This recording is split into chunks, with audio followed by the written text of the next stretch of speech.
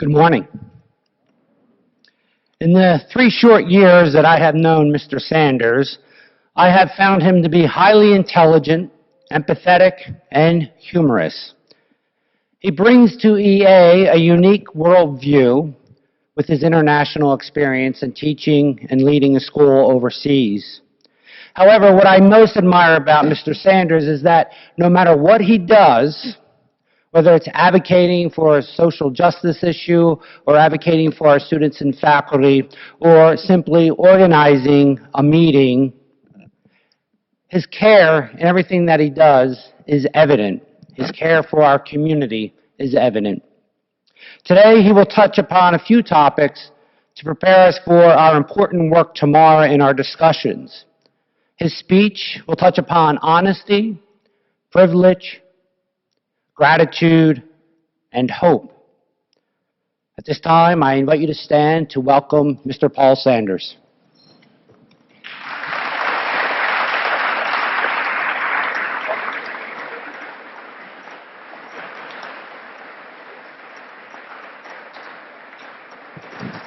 Good morning. Please be seated. Thanks to the vestry and to my friend Father Gavin for inviting me to speak. Tim, I really appreciate that kind introduction, and thanks to all of you for your attention this morning. I hope I can provide something for you to think about. I want to start this morning with an idea I came across a few years ago from this man. There's no reason for you to know who this is, by the way. I'll just tell you. This is a man named Quentin Crisp. If any of you know who Quentin Crisp is, it would probably be because he was the subject of a Sting song in the late 1980s called An Englishman in New York. I'm an alien, I'm a legal alien, I'm an Englishman in New York. It's that guy. Anyway, Quentin Crisp made his living mostly as a teller of unusual stories and humorous anecdotes. Sometimes we use the word raconteur for the French among us. And he was once asked by a group of journalists how he came to know so many interesting people and stories. He replied, "Everybody is interesting." But these journalists pushed him on this. They reminded him something that we all know. There are countless boring, uninteresting people in the world.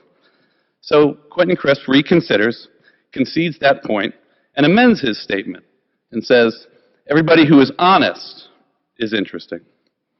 Since I first came across it a few years ago, this has become sort of a mantra that I try to come back to from time to time. Think about it for a moment. I really think it's true. In the reading you heard a few moments ago, Paul encourages us to put away falsehoods and says, let us speak truth to our neighbors. Let us speak truth to our neighbors.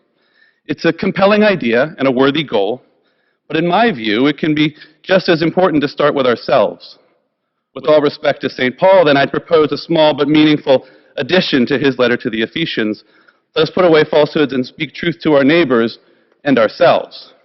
Because it actually can be even harder to tell the truth to ourselves than it is to tell the truth to our neighbors. It can be really hard to keep it real. I'm going to try to keep it real for a few minutes. Like everyone, I've had some deeply challenging moments in my life. I lost my older brother to cancer when I was a sophomore in high school. I failed. I've experienced pain and suffering and disappointment. But when I keep it real with myself, I have to recognize that I've had far more of my share of good fortune. I inhabit worlds where I have advantages and opportunities based on elements of my identity that I inherited rather than earned. That's honest. And in a world where opportunities are disproportionately awarded to people who share my race and my gender, it would be dishonest to give myself too much credit for whatever successes I've experienced, or even for all of the happinesses I've had in my life. I'll never know precisely how many of the opportunities I've had in my life would have come my way, irrespective of my family, my race, my country, my gender, those things I was just born into.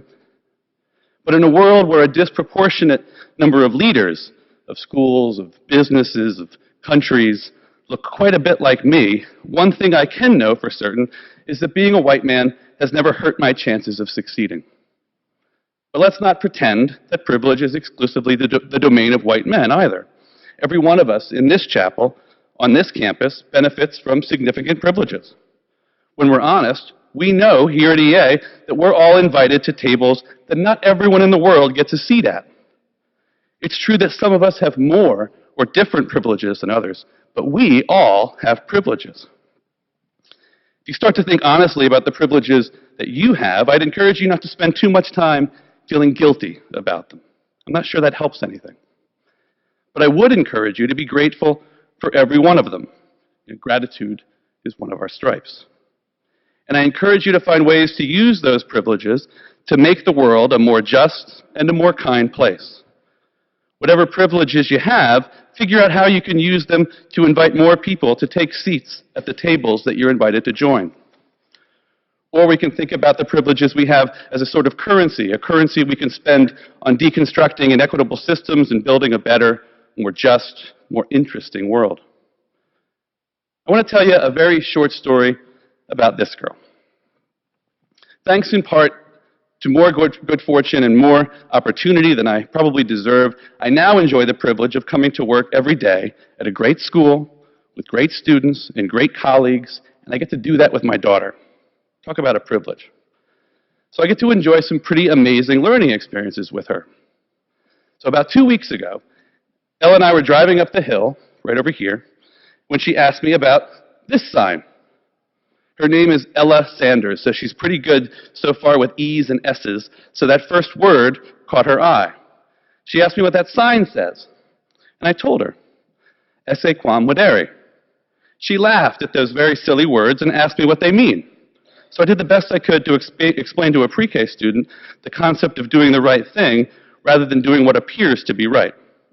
She's looking out the window as we pass the stadium, and she asked me, "Daddy, who thought of that? The builders of the school or God?" It's a really good question. I haven't come back to her yet with my best answer.